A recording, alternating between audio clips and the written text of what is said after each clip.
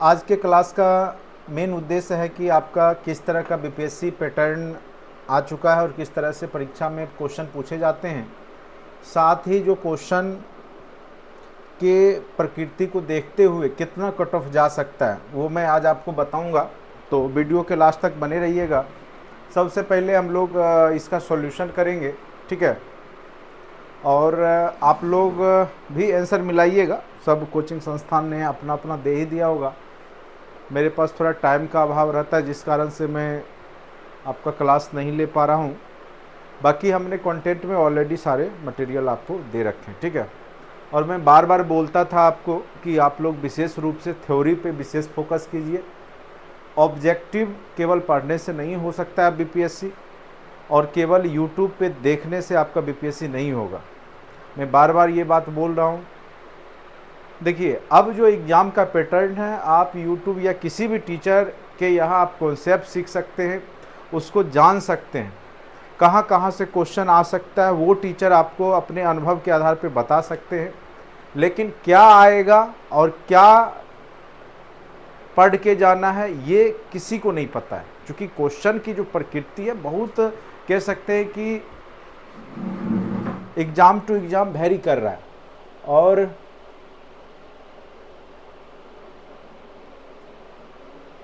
चलिए, बीपीएससी जो बोला उसकी बात को छोड़ते हैं, क्योंकि पहले से देखिए ये एग्ज़ाम मैं पहले से बता रहा था कि लगभग सेम पैटर्न ही होगा, क्योंकि ये सब जो क्वेश्चन जो होते हैं ना वो कई सेट में तैयार रहते हैं पहले से ही। और बीपीएससी ने हो सकता है कि डराने के लिए ऐसा माहौल बनाया होगा, या आगे की तैयारी होगी कि जो नेक्स्ट एग्ज़ाम होगा नेक्स्ट 4.0 में उसमें उस तरह की तैयारी होगी। सेट जो है लगभग जैसे आपका बुकलेट सीरीज है, सीरीज अलग अलग दिए गए हैं, ठीक है। तो सीरीज तो अलग अलग है लेकिन क्वेश्चन पेपर तो सबका सेम ही है, ये बात तो है। चलिए, क्वेश्चन की प्रकृति आपने देखा होगा, मॉडरेट टू टफ है, आसान नहीं कह सकते इस क्वेश्चन को, इसलिए कट ऑफ ज़्यादा नहीं जाएगा। परेशान नहीं हो, लेकिन उतना भी कम नहीं जाएगा, क्योंकि अगर मैं अभी कट ऑफ बता दूं तो कई लोग जो है नीचे कमेंट में कुछ से कुछ लिखना शुरू कर देते हैं।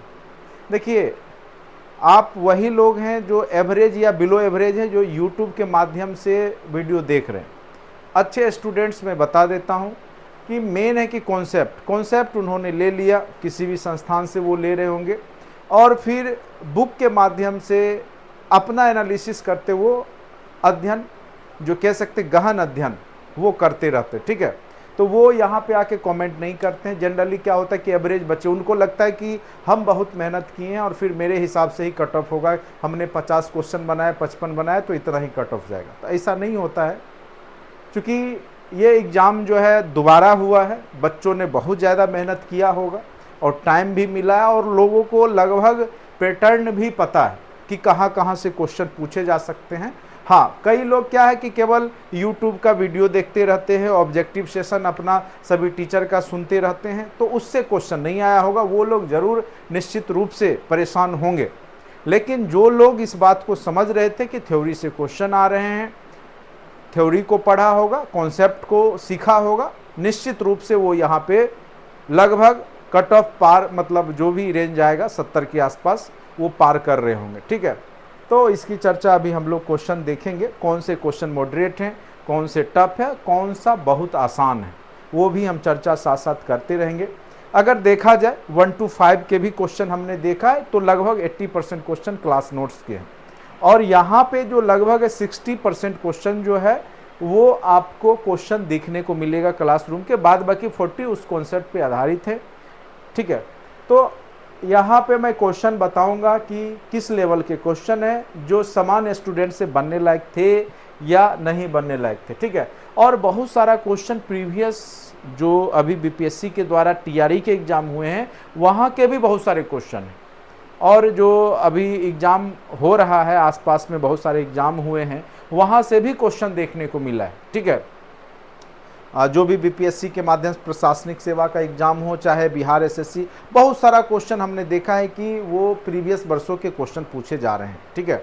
तो इसीलिए जितने भी क्वेश्चन हैं प्रैक्टिस ज़रूर करते रहिए सभी क्वेश्चन का, और हमने पहले भी बोला था कि क्वेश्चन निश्चित रूप से प्रीवियस के 10 से 15 क्वेश्चन रिपीट हो ही जाते हैं, तो वो सब आपने किया होगा, तो बहुत सारा क्वेश्चन जो आपने बनाया भी होगा।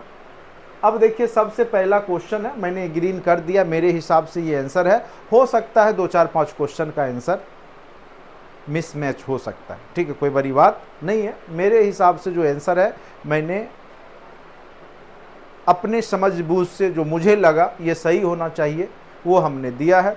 मैं इस बात की गारंटी नहीं लूँगा कि 100% मेरा जो आंसर की सही होगा, लेकिन हाँ 95% तक मैं कहूँगा कि आंसर सही होंगे। 4-5 क्वेश्चन का मिस्टेक हो सकता है, हुआ होगा।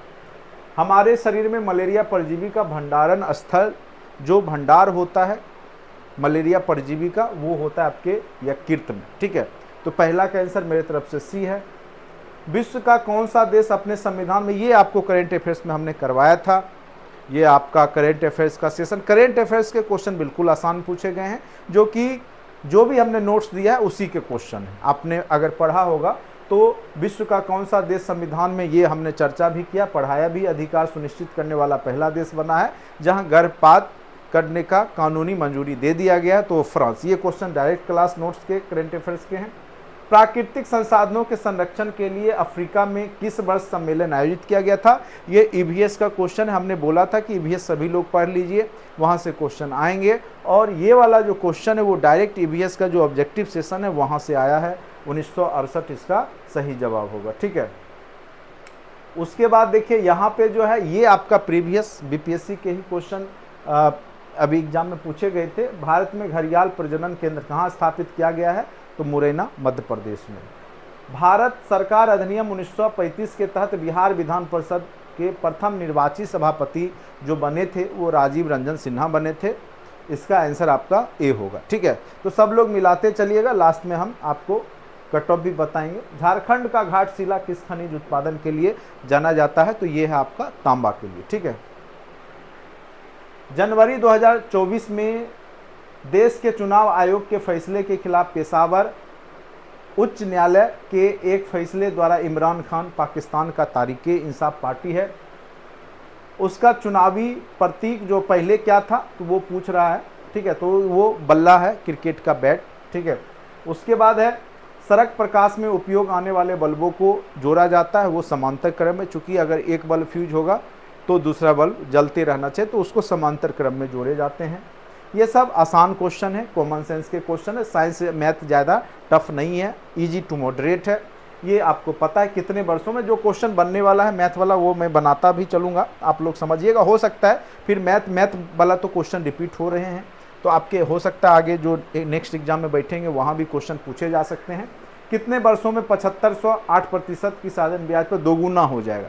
यानी साधारण ब्याज है, दोगुना तब होगा जब 7500 ब्याज हो जाएगा। जब आपको ब्याज पता है, दर पता है, तो कितने वर्षों में समय इक्वल टू क्या होता है? समय इक्वल टू क्या होता है? ब्याज गुने 100, ब्याज गुने 100 बटे मूलधन गुने दर, ठीक है।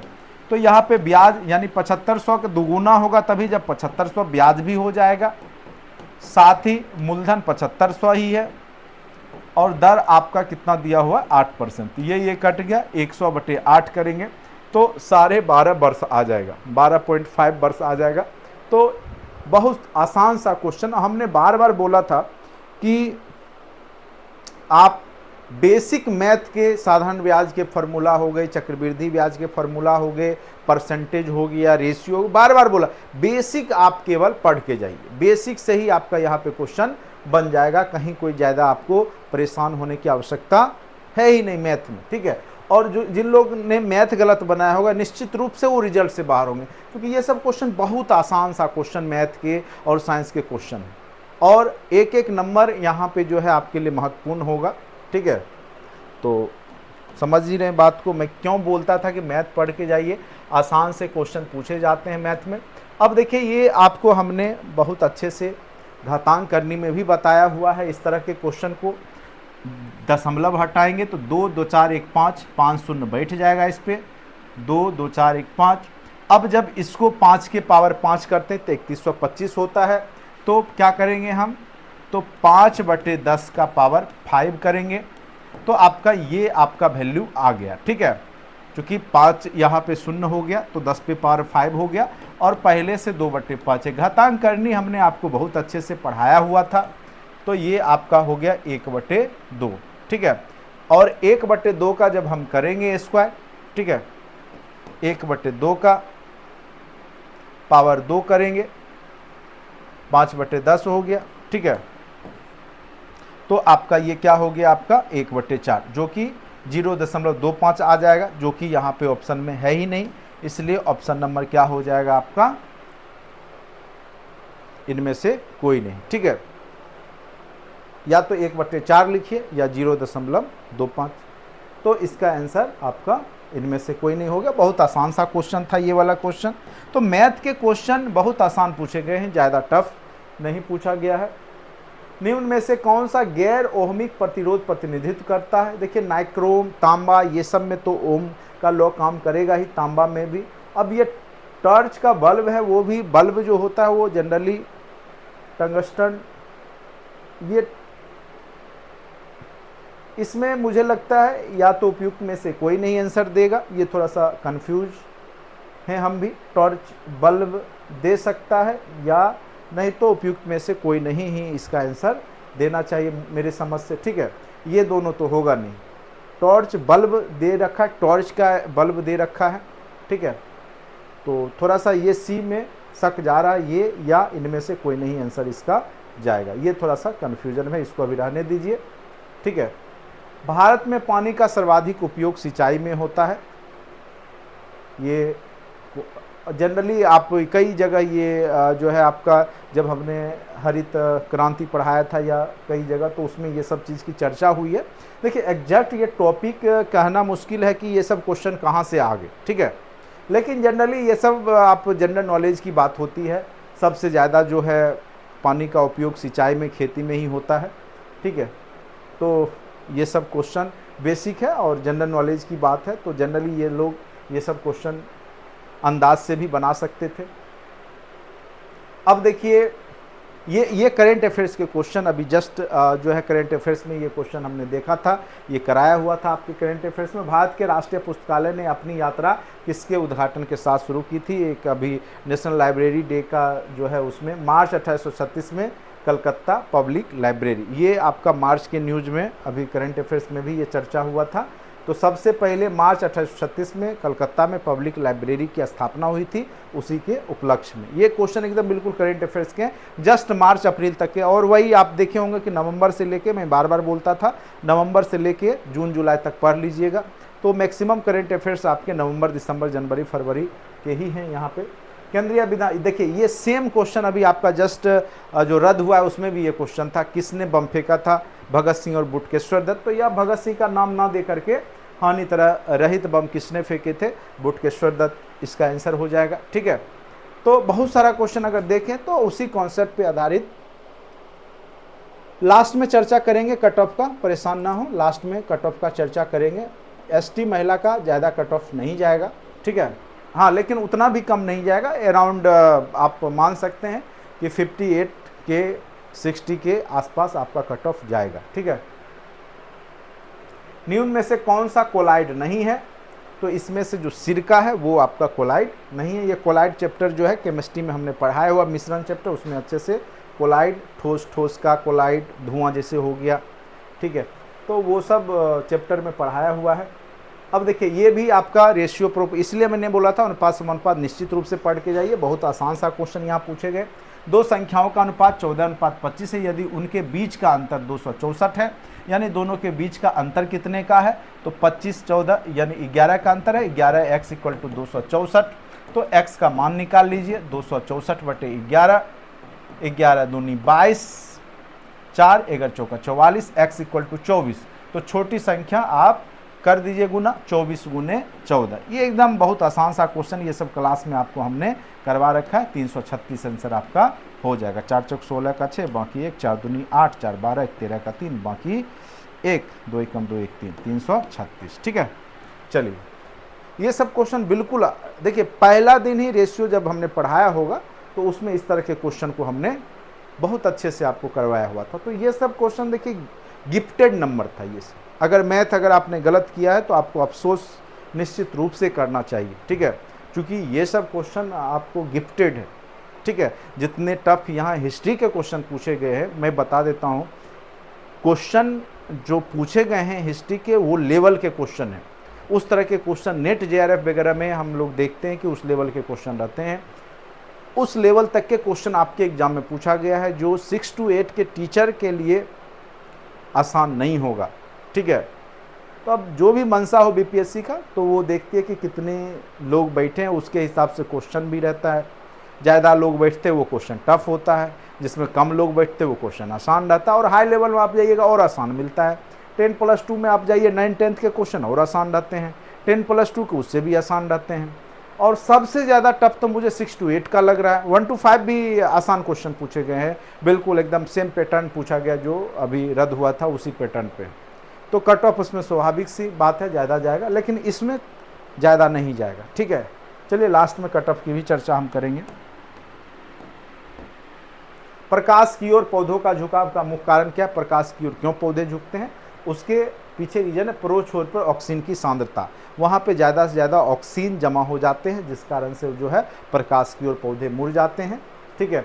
हाल ही में नेपाल, ये भी आपके करंट अफेयर्स में पढ़ाया हुआ क्वेश्चन है, नोट्स में भी होगा, ठीक है, आप खोजिएगा, ये सब आपके नोट्स में और क्लास में ये चर्चा हो रखा है। पोखरा को बनाया राजधानी नेपाल ने, टूरिस्ट पर्यटन की राजधानी, ये सब चर्चा क्लासरूम का है। आपके करेंट अफेयर्स बिल्कुल आसान पूछे गए, टफ नहीं पूछे गए। ये इजी टू करंट अफेयर्स, इस तरह के करंट अफेयर्स को आप आसान कह सकते हैं।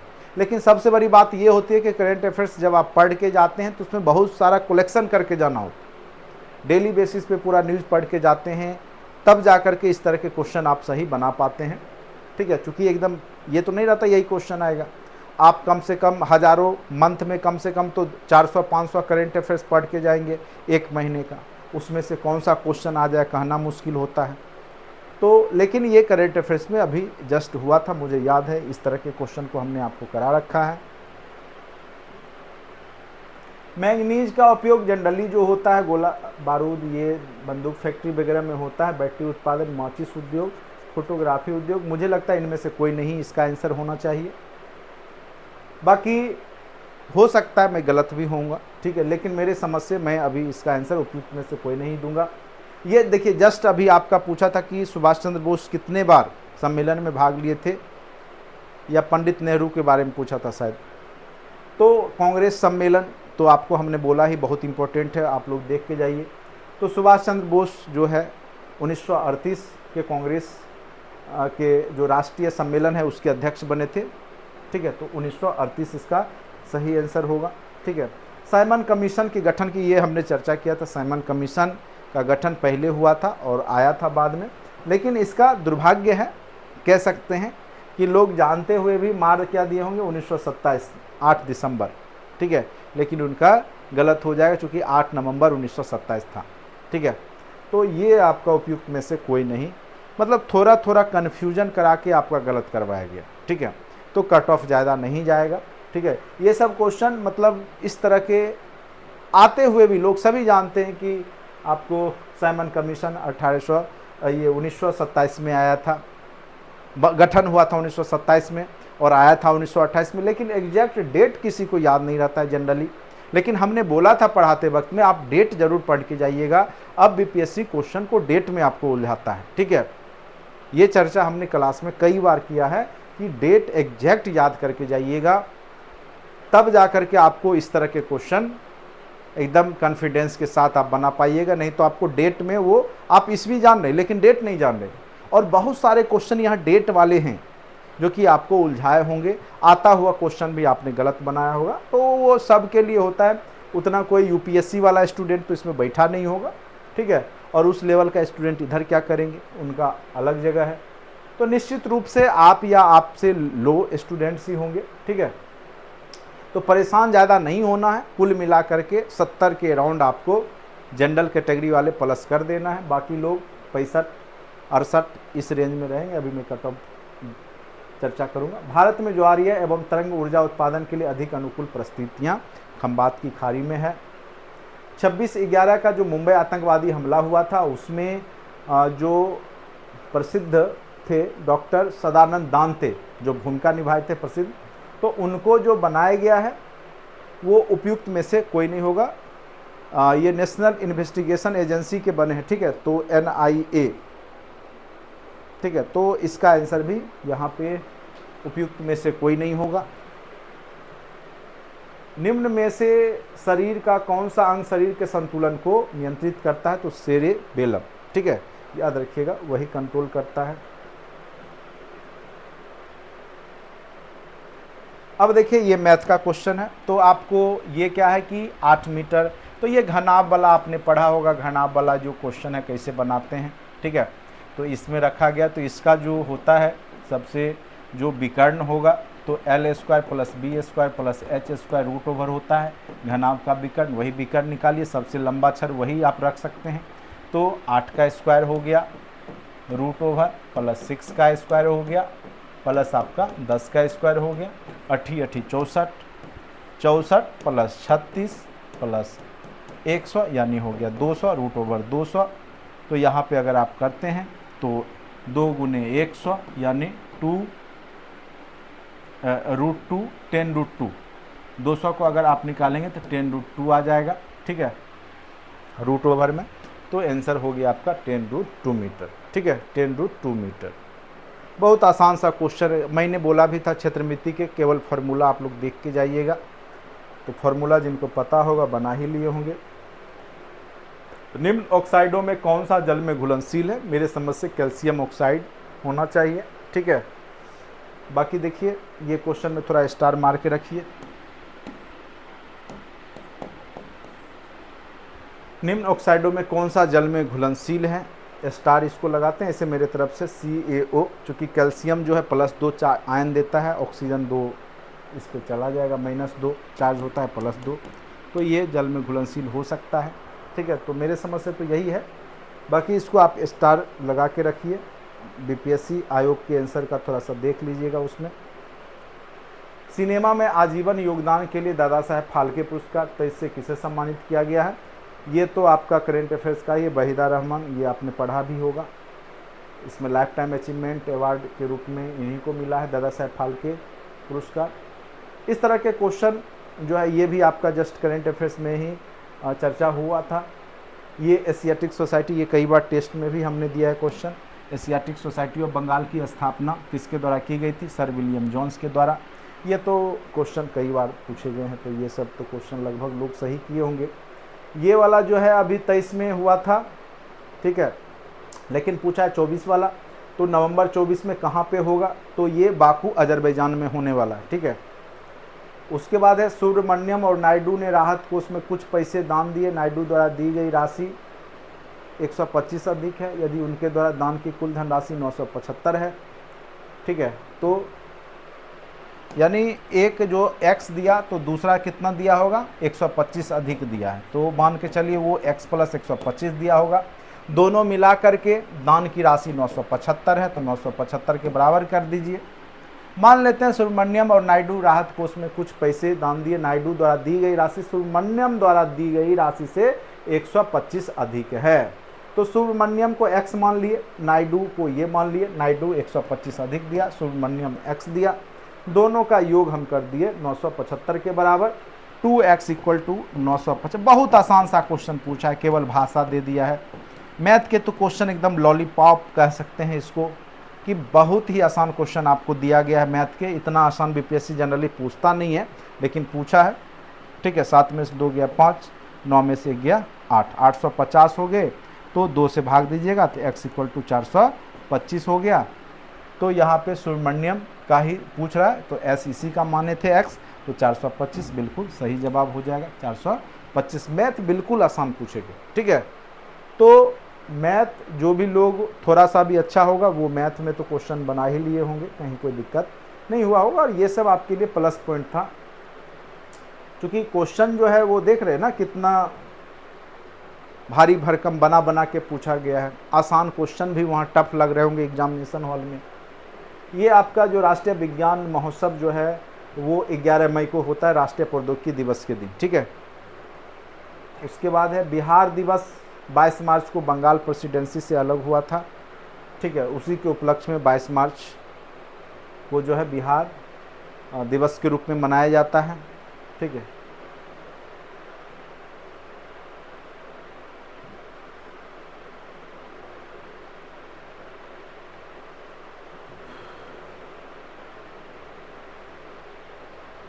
इसमें है आपका श्वास प्रक्रिया, ये सेम क्वेश्चन आपका पूछा हुआ है। ऊर्जा स्रावित होती है तथा एटीपी के रूप में भंडारित होती है। अब ये मैथ का क्वेश्चन है, थोड़ा सा इसमें ट्रिकी था, थोड़ा सा दिमाग लगाते तो बन ही जाता। x plus y equal to क्या दे दिया है, 1 दे दिया है, और आपको x4 और y4 का भी मान दे दिया, y पे पावर 4 का मान 17 दे दिया है। तो बोथ साइड स्क्वायर कर लीजिए एक बार। ठीक है, तो ये वैल्यू क्या हो गया, a square plus b square plus 2ab यानी 2xy इक्वल टू 1। अब इसको करेंगे तो x square plus y square equal to क्या हो गया, 1 माइनस 2xy। ऐसा करते हैं, चूँकि 4 तक जाना है तो हम फिर से इसको स्क्वायर कर देते हैं, तो जाके आपका 4 तक आ जाएगा। तो a स्क्वायर यानी a4 b square plus 2ab, ठीक है, equal to 1 square minus 2ab plus b square यानी 4x स्क्वायर वाई स्क्वायर। ठीक है, उसके बाद देखिए x4 और y4 का मान कितना दे दिया आपको, 17 दे दिया है।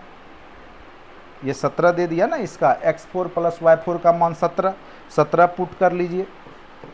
17 प्लस, और इधर इसको इधर ले आते हैं, 17 माइनस 1 गया, और ये आपका 4xy।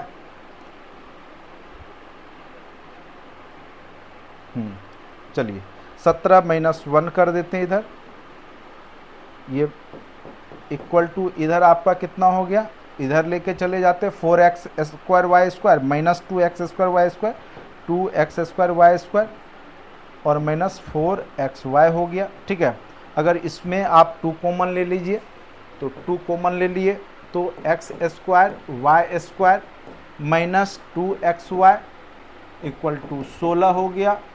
तो x square y square minus 2xy equal to क्या हो गया, 8 हो गया। यही पूछ रहा था कि x square y square minus 2xy का मान क्या होगा, तो यानी इसका आंसर क्या हो गया, 8 हो गया। ठीक है, तो था आसानी, लेकिन ये वही लोग बनाए होंगे जो मैथ बनाते हैं, प्रैक्टिस किए होंगे तो बना होगा, नहीं तो नहीं बना होगा। आंसर 8 होगा। ठीक है, किन्हीं को कोई दिक्कत भी यहाँ तक?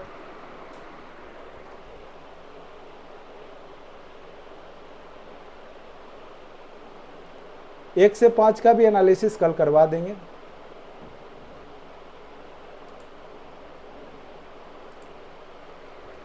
देखिए ये सब क्वेश्चन इसलिए देख लीजिए क्योंकि इस तरह के क्वेश्चन फिर आपके एग्जाम में पूछे जा सकते हैं। ठीक है, क्वेश्चन आसान थे मैथ के, एक ये क्वेश्चन थोड़ा सा मॉडरेट लेवल का है। ये तो अगर आप वैल्यू निकालिएगा, ठीक है, तो आपका ये आपका यही वाला वैल्यू आएगा। ठीक है,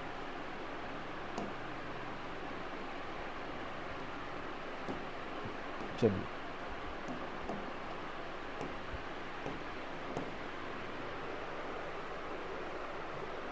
निम्नलिखित में से कौन सा उन 4 पायलटों में नहीं है जिन्हें 24-25 के लिए योजनाबद्ध, ये गगनयान मिशन वाला हमने पढ़ाया था, उसमें इन सबका नाम का जिक्र किया था। अजीत कृष्णन है, कमांडर शुभांशु शुक्ला भी हैं, और ग्रुप कैप्टन पीबी नायर हैं। पीबी नायर है तो कोई बात नहीं, नायर है तो ये सब जो हैं ही, तो इनमें से कोई नहीं, ऐसा कोई भी नहीं है जो इसमें नहीं है। ठीक है, तो इसरो गगनयान मिशन के अंतरिक्ष यात्री बनने के लिए प्रशिक्षित किया गया है, नहीं है पूछ रहा है, तो ये चारों है, तो इसका आंसर हो जाएगा इनमें से कोई नहीं।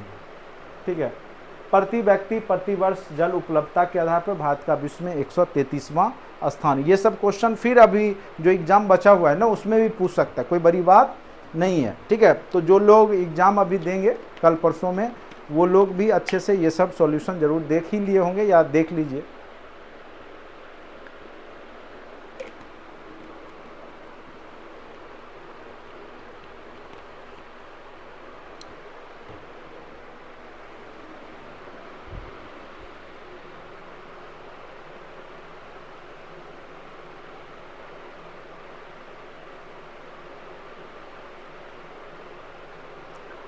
चलिए, ये वाला क्वेश्चन है जस्ट उसी टाइप का, ये भी घातांक करने का ही, इस तरह का क्वेश्चन हमने आपको पढ़ा भी रखा है। इक्वल टू इसको करेंगे तो क्या हो गया 1/1000, तो आप 2/10 का क्यू कर सकते हैं, और ये आप 1/5 हो गया, बेसियम हो गया, पावर इक्वल टू हो गया, 3x = 3 हो गया, तो x = 1 हो गया। x = 1 हो गया तो यहाँ पे पुट कर दीजिए 0.2 पे पावर 1 = 0.25, तो यही आंसर हो गया, बिल्कुल सही है। ये देखिए घातांक करने के दो क्वेश्चन थे, और हमने वीडियो भी आप YouTube पे देखिएगा, लास्ट में हमने आपको भेज भी दिया था। ये कांग्रेस सोशलिस्ट पार्टी कई बार पूछा है, 1934। कौन सी नदी, भाई ये तो भारत नेपाल के बीच में बराबर विवाद का रहता है, चर्चा होते ही रहता है, काली नदी है, ठीक है। संगौली की संधि जो है 1816 में, तो सुगौली की संधि जो है काली नदी को लेकर के, काली नदी का जो पूर्वी एरिया है, सॉरी जो उत्तरी एरिया है वो नेपाल में आता है, और जो दक्षिणी एरिया है वो भारत में पड़ता है। काली नदी सीमा रेखा बनाती है, ठीक है। ये क्वेश्चन चर्चा का विषय भी बना रहता है, भारत नेपाल के बीच में विवाद भी रहता है, तो ये तो लगभग लोग जानते होंगे जो पढ़ाई से जुड़े हुए हैं। चलिए, ये थे आपके 40 क्वेश्चन। देखिए ये सारे क्वेश्चन मॉडरेट टू टफ हैं, मैथ आसान सा है, ठीक है। तो मैथ बनने वाला था, जैसे ये क्वेश्चन आसान था, तो मतलब यानी आप कह सकते हैं कि 40 क्वेश्चन में 20 क्वेश्चन एवरेज लोगों का सही हो सकता है, ठीक है। तो 20 नंबर आप यहाँ से स्कोर ईजिली किए होंगे, जो पढ़ने में ठीक ठाक है, मेहनत किए होंगे, 20 से 25 के बीच में ईजिली स्कोर उन्होंने यहाँ से किया होगा, ठीक है। देखिए कट ऑफ का जो निर्धारण होता है वो कई मायनों में होता है, ठीक है। तो क्वेश्चन की प्रकृति क्या थी, उनको तैयारी करने का कितना मौका मिल गया, क्वेश्चन के पैटर्न को वो कितना समझ रहे थे, सब कुछ सोच समझ के तब फिर एनालिसिस होता है, तो आपका कट ऑफ लगभग सही रहता है। हमने TRE 1 TRE 2 सब बार हमने कट ऑफ निर्धारित किया, और लगभग उसी पे जाके आपका कट ऑफ गया, ठीक है। तो एक अनुभव होता है, एक अंदाज़ा होता है कि बच्चों के बीच में जब हम लोग रहते हैं तो पता रहता है कि बच्चे कितने लेवल तक है, क्योंकि आप अपने बारे में सोचते हैं, लेकिन हमारे पास बहुत सारे स्टूडेंट का कॉल आता है कि सर मेरा इतना आ रहा है, इतना बन रहा है, तो मुझे पता रहता है कि ये एवरेज स्टूडेंट जब इतना ला सकता है तो अच्छे स्टूडेंट इतना लाए होंगे, ठीक है। तो उस आधार पे भी कट ऑफ निकालने में हम लोग को थोड़ा सा आसानी होती है। तो यहाँ पे 20 से 22 क्वेश्चन एवरेज बच्चों ने लाया होगा, 25 क्वेश्चन टैलेंटेड स्टूडेंट ने यहाँ पे सही किया होगा, क्योंकि मैथ उथ बना लिए होंगे, करंट अफेयर्स बना लिया होगा, तो 25 से 26 क्वेश्चन यहाँ पे टैलेंटेड स्टूडेंट ने किया होगा, और जो एवरेज है उन्होंने 20 से 22 क्वेश्चन तक किया होगा, ठीक है। तो चलिए अब यहाँ पे आते हैं।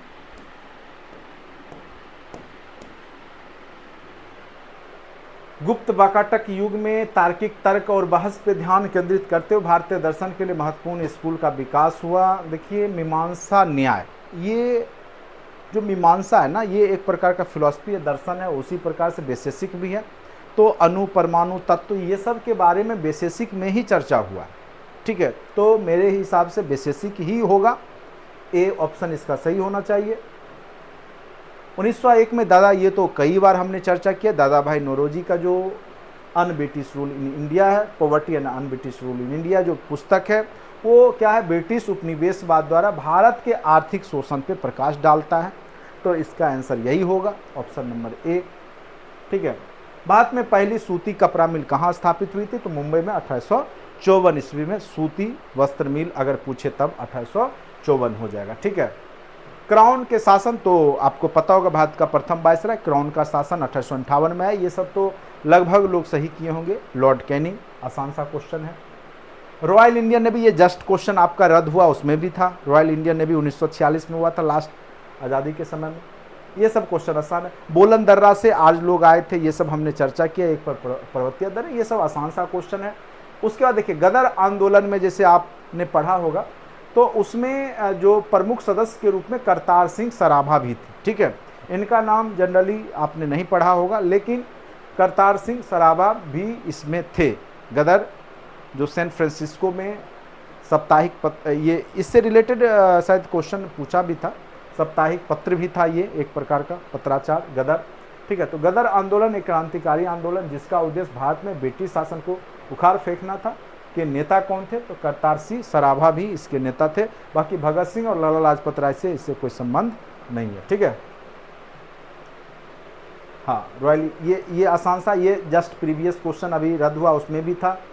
ये क्वेश्चन आपका आसान सा क्वेश्चन है।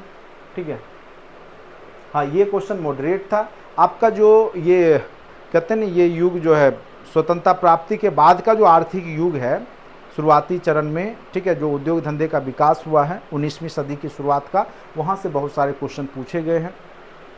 19वीं सदी के अंत में वर्तमान मेघालय के गारो हिल्स क्षेत्र में ब्रिटिश अधिकारियों के खिलाफ आदिवासी विद्रोह में कौन आदिवासी, देखिए 19वीं सदी का अंत बोल रहा है, यानी 1800 से 1900 के बीच के पीरियड में। तो इसका आंसर मेरे समझ से तो इनमें से कोई नहीं, इसमें कोई भी ऑप्शन सही नहीं है। बाकी देखिए आयोग क्या देता है। ये तो आपका जो सविनय अवज्ञा आंदोलन है, ये आपका दांडी की यात्रा है 241 मील का, ये तो आपका चर्चा सविनय अवज्ञा आंदोलन में भी किया गया है। 24 दिन का समय लगे थे। ठीक है, 6 मार्च से 12 अप्रैल इसी टाइप का डेट था 1930। सविनय अवज्ञा 241 मील इसका सही जवाब हो जाएगा ऑप्शन नंबर बी। मंगोल साम्राज्य के संदर्भ में जो यम था वो क्या था? देखिए यम जो लिखा हुआ है ये थोड़ा सा गलत है। ठीक है, ये शब्द इंग्लिश मीडियम का क्वेश्चन रहता तो एक कानून संहिता जो है, ठीक है, यहाँ पे इसका आंसर होगा। ये शब्द में यश या कुछ इस तरीका के शब्द हैं, कानून संहिता से संबंधित है। मंगोल साम्राज्य के संदर्भ में या तो इनमें से कोई नहीं भी जा सकता है। ये थोड़ा शब्द इंग्लिश मीडियम का क्वेश्चन रहता तो क्लियर होता। ठीक है, ये तो 7वीं शताब्दी में ये बौद्ध और जो है संरक्षण सांस्कृतिक गतिविधियों के जो है समर्थन के लिए जाना जाता है। तो 7वीं सदी में आपको पता ही होगा 647 ईस्वी तक जो है हर्षवर्धन, तो ये इसका आंसर हर्ष ही होगा। अशोक महान और चंद्रगुप्त मौर्य तो इससे पहले के हैं। ठीक है, प्रथम विश्व युद्ध के दौरान किस ब्रिटिश नीति का उद्देश्य भारत में असहमति को दबाना और नागरिक स्वतंत्रता को कम करना था? तो आपको पता होगा रॉलेट एक्ट। ठीक है, प्रथम विश्व युद्ध के दौरान अंत में 1917 में रॉलेट एक्ट। ठीक है, तो ये इसका, और इसी के विरोध में जो है आगे चल करके 1919 में जलियांवाला बाग कांड होता है। तो ये आपका रॉलेट एक्ट ही था। किस घटना से राजसंघ प्रभाव, ये जस्ट हमने पढ़ाया था एबिसिनिया पर इतालवी का आक्रमण। राजसंघ लास्ट में हमने आपको पढ़ाया भी था। राजसंघ से भी 2 क्वेश्चन आपके पूछे गए हैं। ऑस्ट्रेलिया में किस नीति के कारण आदिवासी बच्चों को उनके परिवारों से व्यवस्थित रूप से निकाला गया था? तो श्वेत ऑस्ट्रेलियाई नीति के कारण। ठीक है, राजसंघ की स्थापना किस संधि के परिणाम स्वरूप हुई? प्रथम विश्व युद्ध के बाद आपका राजसंघ की स्थापना हुई थी वर्साई की संधि के माध्यम से। वर्नाकुलर प्रेस एक्ट, ये बहुत आसान सा क्वेश्चन है 1878 में। ये सब जनरली ये बहुत आसान सा क्वेश्चन है, कालीबंगा वाला। तो 25 क्वेश्चन तो आसान से हैं, हिस्ट्री में आसानी से लोग बनाए होंगे। अब देखिए तेभागा आंदोलन जो हुआ था, 3 भाग लेने की बात थी, यानी जो बटाईदार था, बटाई क्या करते थे कि आधा दो। बटाईदारी व्यवस्था में क्या थी बंगाल में कि जो खेती किसान कर रहा है, ज़मीन किसी और की है तो आधा ले लेते थे। तो इन्होंने बोला 3 भागा चाहिए, 3 भाग चाहिए, 1 भाग तुमको मिलेगा ज़मीन का, 3 भाग हम लेंगे। तो तेभागा आंदोलन, तो यहाँ पे क्या है, फसल का 1/3 हिस्सा बटाईदार को दिया जाएगा, बाकी 3 भाग जो किसान होंगे वो लेंगे। ये बहुत आसान सा क्वेश्चन है, इतिहास के जो स्टूडेंट होंगे वो उन्होंने पढ़ा ही होगा। किस असीरियन राजा ने अपनी राजधानी नीनवे में एक पुस्तकालय एकत्रित किया था? तो इसका आंसर उपयुक्त में से कोई नहीं होगा। ठीक है, किस घटना ने खिलाफत आंदोलन के लिए, देखिए खिलाफत आंदोलन जब प्रथम विश्व युद्ध में तुर्की को मित्र राष्ट्र हरा देता है, यानी तुर्की हार जाता है, तो फिर उसको अपमानजनक संधि समझौता करना पड़ता है। तो वर्साई की संधि से ये आपका संबंधित है, क्योंकि प्रथम विश्व युद्ध के बाद यही संधि हुई थी।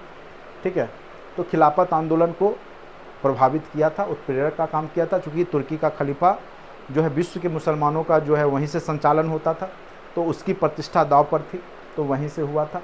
तो ये क्वेश्चन आप कॉमन सेंस या पढ़े भी होंगे सब लोग लगभग, जब हमने खिलाफत आंदोलन और सहयोग आंदोलन ये सब पढ़ा है तो उसमें चर्चा भी किया था। ठीक है, Tata iron and steel company TISCO की स्थापना 1907। ये जस्ट आपका जो है 20वीं सदी का जो औद्योगिकीकरण हुआ है भारत में, उससे बहुत सारे क्वेश्चन यहाँ देखने को मिल रहे हैं। ये सब क्वेश्चन वहीं से आ गया। अब देखिए 1776 में थॉमस पेन द्वारा किस प्रभावशाली पंपलेट के प्रकाशन ने अमेरिकी उपनिवेशवादियों के बीच स्वतंत्रता के लिए समर्थन जुटाने में मदद किया था। एक कॉमन सेंस उनकी रचना थी, लेकिन यहाँ हिंदी में सामान्य ज्ञान लिख दिया है। अब इंग्लिश में क्या लिखा है वो इंग्लिश मीडियम क्वेश्चन से पता चलेगा। या तो इनमें से कोई नहीं जाएगा, या कॉमन सेंस सामान्य ज्ञान अगर उसको लिख दिया है तो ये भी हो सकता है आंसर। ठीक है। 1904 में रिवॉल्यूशनरी सोसाइटी की स्थापना जो है विनायक दामोदर सावरकर के द्वारा, अभिनव भारत विनायक वीडी सावरकर के द्वारा किया गया था। ये तो आपका चीन वाला मुद्दा जो है, ये तो पंचशील समझौता लगभग लोग सही किए होंगे। ASI के पहले निदेशक जो थे कनिंघम, ये इतिहास का जो डीपली या अच्छा बुक पढ़े होंगे उनको पता होगा। उसके बाद जो है औपनिवेशिक काल के दौरान रेलवे का भारतीय उद्योगों पर क्या प्रभाव पड़ा, तो रेलवे ने क्या क्या आयात को बढ़ावा देकर, ठीक है, खरीदारी को औद्योगिक विकास में बाधा डाली, ये तो किया ही था। दूर दूर दराज गांव में जो है उसके सामान बिक्री हो रहे थे, दूर दराज के क्षेत्रों में उद्यमिता को प्रोत्साहित किया, नहीं प्रोत्साहित इसने नहीं किया था। सस्ता परिवहन ये भी नहीं है। ठीक है, तो इसका आंसर यही होगा, आयात को बढ़ावा दे दिया खरीदारी को, और गांव-गांव तक अपने सामान को बेचने का और कच्चे माल खरीदने का, तो इसका आंसर ये हो गया। ठीक है। पंजाब में 1816 के फुल्का आंदोलन, ये थोड़ा सा मैंने भी नहीं पढ़ा है, तो मुझे लगता है इनमें से कोई नहीं हमने दिया आंसर। देखिए क्या है, कुछ क्वेश्चन अटपटे टाइप के पूछे गए हैं या किसी बुक में होगा। 1917 की क्रांति के दौरान बोल्शेविकों का नारा क्या था, ये तो शांति भूमि रोटी, ये तो आपका रूस की क्रांति का बोल्शेविक का नारा था, शांति भूमि रोटी। ये आपका जो रूस की क्रांति हमने पढ़ा है उसमें चर्चा हुआ होगा। 1854 का वुड डिस्पैच किससे संबंधित है, देखिए वुड डिस्पैच मेन रूप से विश्वविद्यालय की स्थापना से संबंधित था, इंग्लिश माध्यम से प्राइमरी एजुकेशन, प्राइमरी शिक्षा, ये सब से संबंधित था। ठीक है, तो आधुनिक शिक्षा से भी था, भारत में विश्वविद्यालय की स्थापना से भी था, और सामाजिक सुधार के रूप में भी इसको ले सकते हैं, क्योंकि महिलाओं की शिक्षा की भी बात की गई थी। तो मेरे समझ से इसका आंसर उपयुक्त में से एक से अधिक होना चाहिए, इसलिए हमने दिया। अगर ये नहीं देगा तो आपको भारत में विश्वविद्यालय की स्थापना देगा। ठीक है, लेकिन 99% है, एक से अधिक ही मेरे हिसाब से। ठीक है। हिटलर की आत्मकथा, ये तो मेन कैंप सबको पता है, इसको ज़्यादा चर्चा करने की आवश्यकता नहीं है। अब देखिए राजगीर प्राकृतिक नाम क्या था, ठीक है, तो राजगिरी, उसी को अपभ्रंशित में हम लोग राजगीर बोलते हैं। उसके बाद ताना भगत आंदोलन, ये तो झारखंड का था, तो झारखंड बिहार उस समय बिहार में ही था, लेकिन अब झारखंड में। और ये इटली के एकीकरण का जनक मेजनी था, जोसेफ मेजनी। ये सब आसान से क्वेश्चन पूछे गए आपके एग्जाम में, ये सब आपके क्लास में पढ़ाया हुआ था। प्रथम विश्व युद्ध ने व्यापार संतुलन को कैसे प्रभावित किया, तो देखिए निर्यात में कमी के कारण व्यापार में घाटा हुआ। देखिए निर्यात मतलब यहाँ से निर्यात की कमी के कारण व्यापार में घाटा हुआ, नहीं ऐसा भी नहीं हुआ था। इसका भारत के व्यापार संतुलन पे कोई प्रभाव नहीं ही पड़ा, इससे निर्यात में वृद्धि के कारण व्यापार में अधिशेष हुआ।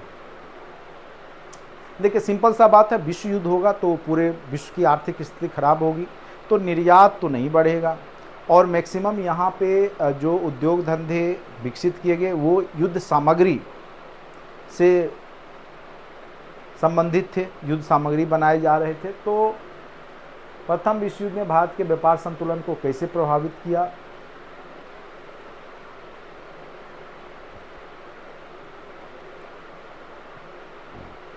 प्रथम विश्व युद्ध ने भारत के व्यापार संतुलन, देखिए ये अब विश्व युद्ध के बाद के, देखिए विश्व युद्ध के दौरान यहाँ से निर्यात बहुत ज़्यादा हो रहा था, लेकिन विश्व युद्ध के बाद जो है निर्यात एकाएक बंद हुआ था। तो ये थोड़ा सा ये आंसर ऐसे मैंने इसका भारत के व्यापार संतुलन पर कोई महत्वपूर्ण प्रभाव नहीं पड़ा, क्योंकि भारत में जो उद्योग धंधे थे उतने बड़े लेवल पे उस समय थे नहीं, चूँकि अंग्रेज़ों ने उसको समाप्त कर दिया था, छोटे मोटे उद्योग थे, तो ज़्यादा प्रभाव नहीं पड़ा होगा मेरे समझ से। इसका आंसर यही होना चाहिए, ठीक है। यूरोप में 1848 की क्रांति का मुख्य निम्न प्रेरित था। तो देखिए, यूरोप में 1848 की क्रांति है वो आर्थिक समानता की भी बात करता है, राजनीतिक और लोकतंत्र की भी बात करता है, तो इसका आंसर 1 से अधिक हो जाएगा। 1878 में द हिंदू अखबार, ये आपका जो है लास्ट में भी पत्र उसमें हमने बताया था, ठीक है। तो हिंदू अखबार के जो द हिंदू के जो संपादक थे पहले, वो थे जी सुब्रमण्यम अय्यर, ठीक है। ये सब लास्ट वाला वीडियो से भी आपके बहुत सारे क्वेश्चन हैं। ये देखिए, ये कई बार हमने बताया आपको, 1916 का जो लखनऊ अधिवेशन है उसकी अध्यक्षता अंबिका चरण मजुमदार ने किया। नोट्स भी हमने दिया था या PDF, सब में ये क्वेश्चन तो एकदम निश्चित रूप से है। ये सब तो गलत नहीं बनाए होंगे, मुझे लगता है आप लोग। ये भी आपको जो स्टेलिनग्राद की लड़ाई, द्वितीय विश्व युद्ध जब हमने पढ़ाया है उसमें ये सब चर्चा हुआ है, जर्मनी और सोवियत संघ के बीच में हुआ था। उत्तर वैदिक काल के दौरान रचित किस प्राचीन भारतीय ग्रंथ में दार्शनिक, भजन और ब्रह्मांड विज्ञान और नैतिकता पर चर्चाएं मिली है? तो नैतिकता उपनिषद में ज़्यादा चर्चा है, तो इसका आंसर मेरे तरफ से उपनिषद ही होगा, ठीक है। चलिए, ये थे आपके 40 क्वेश्चन। तो 40 में मुझे लगता है कि 25 क्वेश्चन एवरेज स्टूडेंट ने सही किया होगा, 28 से 29 क्वेश्चन टैलेंटेड स्टूडेंट ने सही किया होगा, जो अच्छे पढ़े लिखे हैं। 10 क्वेश्चन 12 क्वेश्चन सबका लगभग गलत हुआ होगा, ठीक है। तो एवरेज स्टूडेंट को ही लेके चलते हैं हम, उधर 20-22 नंबर, इधर 25 नंबर, ठीक है। 25 और 22 यहाँ तक अगर आप जोड़िए, 5 2 7 2 2 4, 47 नंबर एवरेज स्टूडेंट ले आए होंगे, ठीक है। चलिए,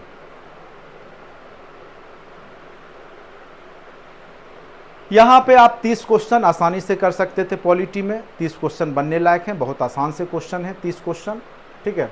फिर भी मैं 25 ही लूँगा, तो 25 25 50 और 22 72 नंबर एवरेज स्टूडेंट ला सकते थे इसको, ठीक है। जो टैलेंटेड होंगे वो 75 तक, तो हम एवरेज ही स्टूडेंट मान के चलते, चूँकि नंबर ऑफ सीट ज़्यादा है। चलिए, भारत में प्रत्येक नागरिक के मूल कर्तव्य हमारे संविधान में निम्न में से किस संवैधानिक संशोधन द्वारा जोड़े गए थे? तो ये 42वां संविधान संशोधन 1976 मौलिक कर्तव्य चैप्टर में हमने अच्छे से समझाया हुआ है। समान पारिश्रमिक जो अधिनियम है वो कब आया था? तो 1976 ईस्वी में ही आया था। तभी न्याय युद्ध के रूप में ज्ञात आंदोलन का हरियाणा में निम्न में से किस नेता द्वारा नेतृत्व किया गया था? तो ये देवीलाल के द्वारा। निम्न में से स्वतंत्र भारत में कौन सा राजभाषाई के आधार पर निर्मित किए गए थे? स्वतंत्र भारत की बात है, सबसे पहला अगर पूछता तो आंध्र प्रदेश, लेकिन चूंकि भाषा के आधार पर महाराष्ट्र और गुजरात का भी हुआ है, तमिलनाडु, कर्नाटक, तेलुगु, ये सब, आंध्र प्रदेश, हरियाणा, ये सब भाषा के आधार पर हुए हैं, तो 1 से अधिक इसका आंसर हो जाएगा। राष्ट्रीय मानवाधिकार आयोग की स्थापना 1953 में, ये कई बार टेस्ट में भी पूछा गया है, ये आसान से क्वेश्चन है, ठीक है। अब देखिए, निम्न में से ब्रिटिश भारत में वन उन्मूलन का प्रमुख कारण क्या था? तो वन उन्मूलन मेन रूप से रेल मार्ग का तो विस्तार के लिए किए। पहले आप देखते होंगे पटरी भी लकड़ी का ही होता था, स्लीपर का भी उसका निर्माण होता था। ये जस्ट मतलब हमने जो आपको ऑब्जेक्टिव सेशन करवाया था उसमें भी ये क्वेश्चन सेम टू सेम है। इसका आंसर हो जाएगा 1 से अधिक, ठीक है। इमारती लकड़ी की आपूर्ति करने में भी होता था इसका। सूचना का अधिकार एक प्रकार का आपका मौलिक अधिकार है, जो कि 19 क से संबंधित है, RTI, right to information act. भारतीय संविधान निर्मात्री सभा में निम्न में से मुख्यतः किन मामलों में समितियों की सहायता कार्य करना पसंद किया गया? तो ये इनमें से 1 से अधिक हो जाएगा। अपने देश में सामाजिक विभाजन की राजनीति निम्न में से कौन सा प्रमुख कारक है? तो इसका भी आंसर आपका 1 से अधिक हो जाएगा। सरकार के विभिन्न समूहों की मांगों के प्रति प्रतिक्रिया, राजनेताओं का किसी समुदाय की मांगों को उठाने के प्रति दृष्टिकोण, भारत में लोगों का अपनी पहचान हेतु दृष्टिकोण, तो ये सभी जो है आपका सामाजिक विभाजन का, राजनीति का कारण बन जाता है, कारक है। निम्न में से भारत में रूसी क्रांति का किसको प्रभाव कहा जा सकता है? तो रूसी क्रांति जो 1920 ईस्वी में जो साम्यवादी, जो कम्युनिस्ट कह सकते हैं, जैसे MN रॉय वगैरह थे, मनवेंद्र नाथ रॉय, कानपुर वगैरह में यहाँ पे जो है कम्युनिस्ट पार्टी जो है भारत में भी आ चुका था 1920 के दशक में। तो 1920 के दशक के मध्य भारत में साम्यवादी दल का गठन, और इसने बहुत लोगों को प्रभावित किया। पंडित नेहरू भी इससे प्रभावित हुए, भगत सिंह भी साम्यवाद से प्रभावित थे। तो इसका आंसर मेरे समझ से सी ही होगा और यही देगा आयोग आंसर। निम्न में से लोकसभा का क्वारम 1/10 होता है, ये सब तो क्वेश्चन सबको पता ही रहता है। उसके बाद निम्न में से भारत में धर्मनिरपेक्षता में कौन सी मौलिक विशेषताएं हैं? तो गत्यात्मक धर्मनिरपेक्षता है, प्रगतिशील धर्मनिरपेक्षता, यानी हमारे यहाँ नकारात्मक धर्मनिरपेक्षता नहीं, हम लोग सभी धर्मों को मानते हैं। तो आंसर इसका गत्यात्मक मतलब गति, प्रगतिशील, ये दोनों सेम ही सेंस में मुझे लगता है, तो एक से अधिक इसका आंसर हो जाएगा। निम्न में से भारत में मंडल आयोग के गठन के समय देश के प्रधानमंत्री मोरारजी देसाई थे, याद रखिएगा, ठीक है। ये सब क्वेश्चन फिर पूछ सकता है। एक व्यक्ति एक वोट एक मूल्य के सिद्धांत 2010 के दशक में निम्न में से किस देश द्वारा अनुकरण नहीं किया गया था? तो फिजी के द्वारा नहीं किया गया था, क्योंकि वहाँ के जो फिजी के जो मूल नागरिक से ज़्यादा दूसरे मूल के नागरिक वहाँ पे ज़्यादा है, ठीक है, तो इसीलिए फिजी ने। भारत में संविधान में वाक्यांश राज्यों का संघ, ये हमने कई बार चर्चा किया है। तो कोई भी घटक इकाई संघ से विच्छेद करने स्वतंत्रता नहीं रखती है। कोई भी राज्य चाहेगा अलग होना तो अलग नहीं हो सकता, जबकि अमेरिका में अलग हो सकता है। ये सब मैंने बहुत अच्छे से चर्चा किया हुआ है। भारत में कनाडाई नमूने का बिल्कुल। हमारा संघ घटक इकाइयों के किसी आपसी समझौते का परिणाम नहीं, बिल्कुल कोई समझौता का परिणाम नहीं, लेकिन अमेरिका में है, इसीलिए इसका आंसर हो जाएगा आपका उपयुक्त में से एक से अधिक। ये सब क्लास का चर्चा का किया हुआ क्वेश्चन है और ये तो सब लोग को पता है, इसीलिए तो इनको आयरन मैन कहा जाता है। स्वतंत्रता के समय निम्न में से किसने रियासतों को भारत में शामिल करने हेतु मनाने का कार्य किया था? सरदार वल्लभ भाई पटेल। आयरन मैन इसीलिए तो कहा गया। चलिए, धन विधेयक राज्यसभा में भारत के अंतर्गत पुनः स्थापित नहीं किया जा सकता, यह प्रावधान भारत के संविधान के किस अनुच्छेद में है? तो अनुच्छेद 109 के तहत, ठीक है। निम्न में से कौन सी व्यवस्था प्रत्येक व्यक्ति को अपना स्वयं का उत्पीड़क होने का अधिकार प्रदान करती है? तो लोकतंत्र। क्योंकि टाइम थोड़ा ज़्यादा हो रहा है तो मैं तेज़ी से इसको बोल रहा हूँ। भारत में समान निर्वाचन में एक प्रत्याशी हेतु शैक्षणिक योग्यताओं के अभाव के संदर्भ में निम्न में से कौन सा कथन सही है? यानी यहाँ पे कोई योग्यता नहीं है, शैक्षणिक योग्यता नहीं देखा जाता है। इसके पीछे क्या राय हो सकता है, सही हो सकता है?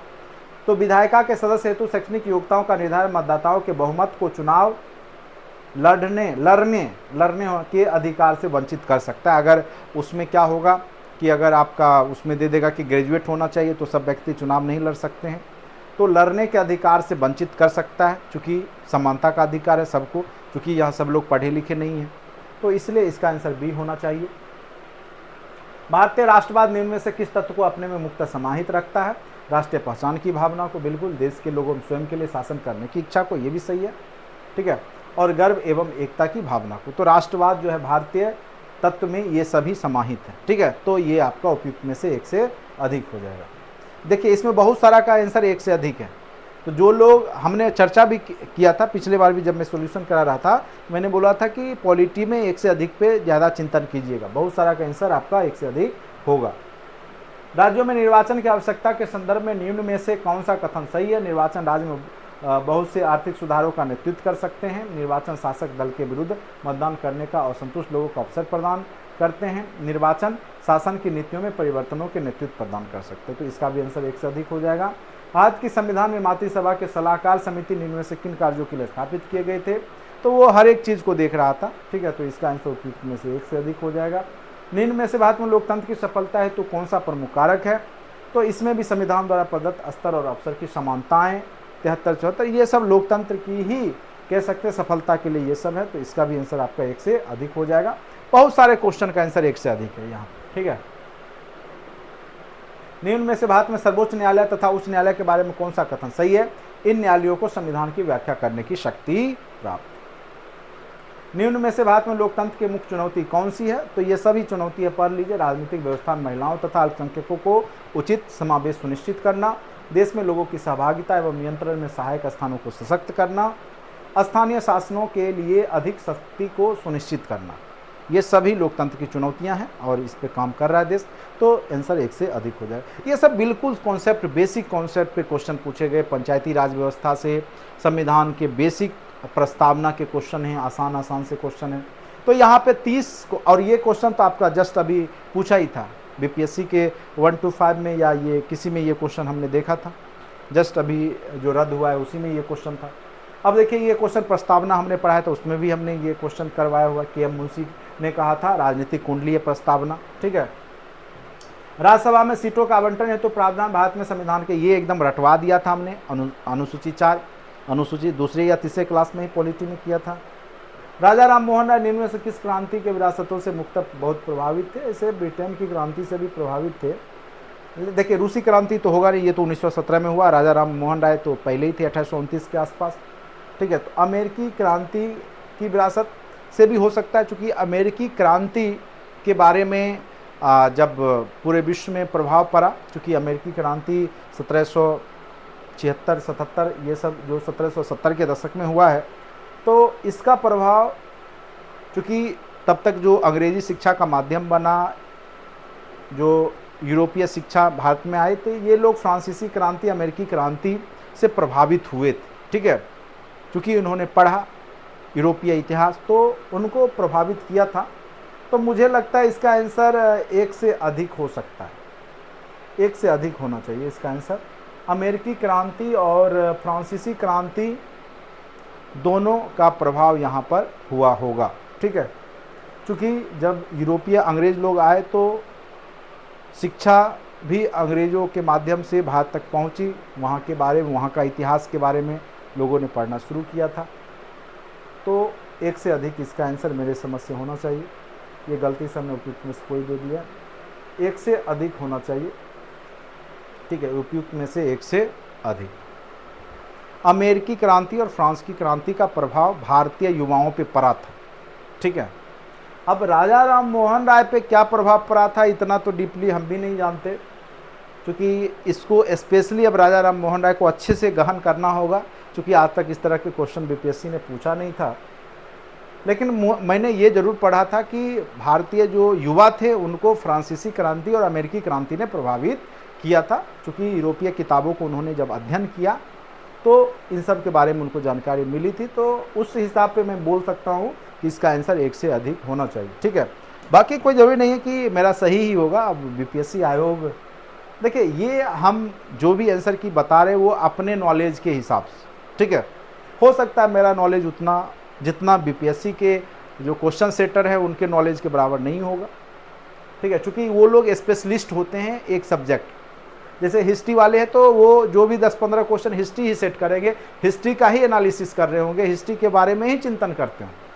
और हम लोग जब पढ़ाते थे हमें सब विषय पढ़ाना होता है, मैथ भी पढ़ाना होता है, रीजनिंग भी पढ़ाना होता है, हिस्ट्री, पॉलिटी, ज्योग्राफी, इकोनॉमिक्स सब पढ़ाना होता है, तो उतना नॉलेज तो हो नहीं सकता, सिंपल सी बात। Doctor B R. अम्बेडकर निम्न में से किस तिथि को प्रारूप समिति के अध्यक्ष बने थे?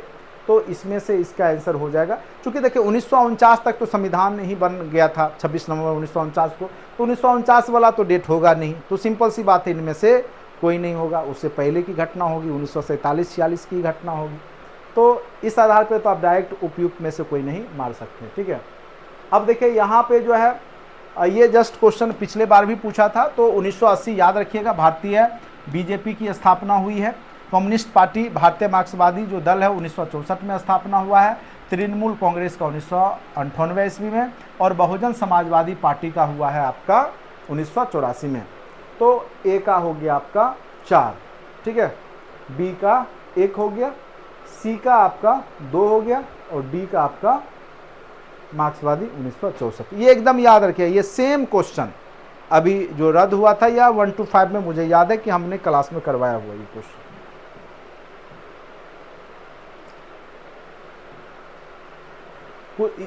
कुछ क्वेश्चन देखिए, जैसे ये भी क्वेश्चन है, वकीलों का स्वर्ग कहा है। ठीक है, भारतीय संविधान को तो जो है आइवर जेनिंग्स ने। ठीक है, ये सब क्वेश्चन आपने ऑब्जेक्टिव में देखा होगा इस तरह के क्वेश्चन को। निम्न में से 1928 में मोतीलाल नेहरू तथा अन्य द्वारा 1931 में भारतीय राष्ट्रीय कांग्रेस का कराची अधिवेशन में, आपको पता होगा कराची अधिवेशन में मौलिक अधिकार, ठीक है, पे चर्चा हुई थी। तो अल्पसंख्यकों का अधिकार, स्वतंत्रता और समानता का अधिकार, सार्वभौमिक वयस्क मताधिकार। तो मौलिक अधिकार की चर्चा हुई थी, स्वतंत्रता समानता की तो हुई थी। 1928 की घटना है, 1931, तो यहाँ पे अल्पसंख्यक भी आ ही गया होगा। ठीक है, उपयुक्त में से एक से अधिक। निम्न में से कौन कथन भारत में समानता के अधिकार के बारे में सही है? यह अधिकार नकारात्मक समानता की परिकल्पना नहीं करता, यह बिल्कुल सही है। यह अधिकार अवैधता को शाश्वत करने के लिए प्रयुक्त नहीं किया जा सकता, कि समान को समान माना जाना चाहिए। देखिए, निम्न में से कौन सा कथन भारत में समानता के अधिकार के बारे में सही है? समानता के अधिकार का मतलब है कि सबको समान रूप से अधिकार। यह अधिकार नकारात्मक समानता की परिकल्पना नहीं करता, बिल्कुल नकारात्मक की नहीं करता, ये भी सही है इसका। और समान को समान माना जाना चाहिए, समान को समान माना चाहिए। अब ये इंग्लिश मीडियम से क्लियर होगा। अब कौन सा समान, गुड्स वाला समान तो नहीं है ना। यह अधिकार अवैधता को शाश्वत करने के लिए प्रयुक्त नहीं किया जा सकता। ये थोड़ा इंग्लिश पढ़ के क्लियर होगा, क्योंकि ये जो भाषा है ना थोड़ा सा क्लिष्ट है, ठीक है। तो ऐसे हमने उपयुक्त में से एक से अधिक यहाँ पे दे दिया आंसर। निम्न में से किसने परिभाषित किया था कि लोकतंत्र एक ऐसा शासन होता है जिसमें प्रत्येक का एक भाग होता है, प्रत्येक नागरिक का एक भाग होता है? तो सीले में, ठीक है। ये आपका टेस्ट का क्वेश्चन है। निम्न में 2019 तक लोकसभा में अनुसूचित जाति जनजाति के लिए कितनी सीटें आरक्षित? 84 और 47। भारत में संविधान निर्मात्री सभा का निर्वाचन जो हुआ था जुलाई 1946 में हुआ था।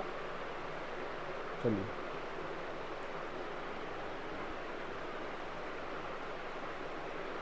निम्न में से किस काल के अंतर्गत मुक्त भारत में ब्रिटिश शासन के दौरान नवीन प्रकार की राजनीतिक चेतना का वृद्धि हुई थी? नवीन प्रकार की राजनीतिक चेतना जो आती है वो आपका 1828-29 में जो राजा राम मोहन राय हैं, उसके बाद सामाजिक, ये क्या पूछ रहा है, मुक्त ब्रिटिश शासन के नवीन प्रकार की राजनीतिक चेतना। ये देखिए, इसका आंसर जो है ना, ये सामाजिक रहता तो ये हो जाता, ठीक है, सामाजिक नहीं है, ठीक है। तो ये हो जाएगा 1900 के एक क्रांतिकारी गतिविधि वाला जो आता है, तो यही होगा 20वीं शताब्दी के प्रथम अर्धकाल में, ठीक है। नवीन राजनीतिक चेतना का उदय हुआ था, जो कि कह सकते हैं कि पूर्ण रूप से स्वतंत्र देश की बात हो रही थी। तो ये हो जाएगा 20वीं शताब्दी के प्रथम अर्धकाल के दौरान, ठीक है। अगर यहाँ पे सामाजिक धार्मिक सुधार की बात होती, ठीक है, तो ये होता, लेकिन यहाँ पे राजनीतिक चेतना की बात हो रही है, ठीक है, नवीन प्रकार की राजनीतिक चेतना की बात हो रही है, तो राजनीतिक है, इसीलिए ये हो जाएगा 20वीं शताब्दी का प्रथम अर्धकाल, ठीक है। निम्न में से भारत के संविधान निर्मात्री सभा की प्रांतीय संविधान समिति के अध्यक्ष सरदार वल्लभ भाई पटेल थे, ये तो सब लोग को पता होगा। ये क्वेश्चन थोड़ा सा मुझे, या हमने एक दिन लोकतंत्र चैप्टर पढ़ाया था, आप लोग देखेंगे नोट्स में खोजेंगे, कहीं मिल जाए तो मिल जाए, ये ध्यान से उतरा हुआ है। तो एक क्वेश्चन ये आपका रहने दीजिए। बाकी इसमें से अगर आप देखा जाए तो 40 में से 30 क्वेश्चन कह सकते हैं कि बन सकते थे, लेकिन 25 तो कंफर्म बनाए जा सकते थे इसमें से, ठीक है, जो एवरेज स्टूडेंट ने बनाया होगा। 25, 25 और 20 ही मानिए, ठीक है, तो एवरेज आप 70 मान सकते हैं। तो कट ऑफ जो है मेरे द्वारा जो निर्धारित होगा वो मैं आपको थोड़ा सा, आप लोग भी देख लीजिए कितना सही होता है, स्क्रीनशॉट जरूर रखिएगा, ठीक है, क्योंकि मेरा जो लगभग कट ऑफ आज तक गलत नहीं हुआ है, जो मैं एक्सपेक्ट करता हूँ लगभग वही रहता है। तो मैं आपको फिर से कट ऑफ लिखवा ही देता हूँ, आप लोग याद रखेंगे कि कट ऑफ इतना, सेफ जोन की बात मैं कर रहा हूँ, उतना नंबर है, तो आप सेफ जोन में आइएगा, ठीक है। चलिए,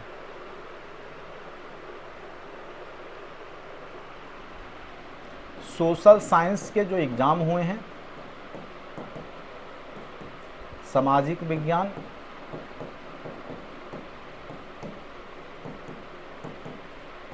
सिक्स टू 8, ठीक है, जो आपका एग्ज़ाम हुआ 19 तारीख को, उसका जो कट ऑफ है वो कितना जा सकता है उसको लेकर के है, ठीक है। तो मेरे हिसाब से जनरल जो मेल है ठीक है, उसका 74 जा सकता है, फीमेल का 71। ठीक है, ये जनरल की बात है। EWS मेल का 70 जा सकता है, फीमेल का 64। ठीक है, OBC मेल का जो है आपका 72 जा सकता है और फीमेल का 66। EBC मेल का 70 जा सकता है और फीमेल का 64। ठीक है, SC मेल का 65 जा सकता है, फीमेल का 58 जा सकता है। ST को भी मैं लिख ही देता हूँ। ST मेल का 67 जा सकता है और फीमेल का 55 जाएगा। ठीक है, ये मेरे द्वारा अनुमानित है, स्क्रीनशॉट आप लेके रख लें। ठीक है, इतना कट ऑफ है, अगर मतलब इतना अंक अगर आप ला रहे हैं तो मेरे समझ से आप सफल हो गए हैं। इसके प्लस वाले इस रेंज में है 1-2 तो आशा रखिए, मतलब 2 माइनस तक आप आशा रखिए। ठीक है, 74 है तो 72, 68 इस तरीक़ा से आशा रख सकते हैं। ठीक है, तो ±2 यहाँ पे कर सकते हैं आप, क्योंकि एकदम ये तो नहीं है कि एकदम फिक्स इतना ही चला ही जाता है, आगे पीछे 1-2 नंबर का हो सकता है, एक अनुमानित है ये। ठीक है, जनरली मेरा अनुमान सही होता है, लेकिन अब देखते हैं, वो तो रिजल्ट आने पे आपको पता चल ही जाएगा। ठीक है, कि हमने कितना सही बताया था या गलत बताया था।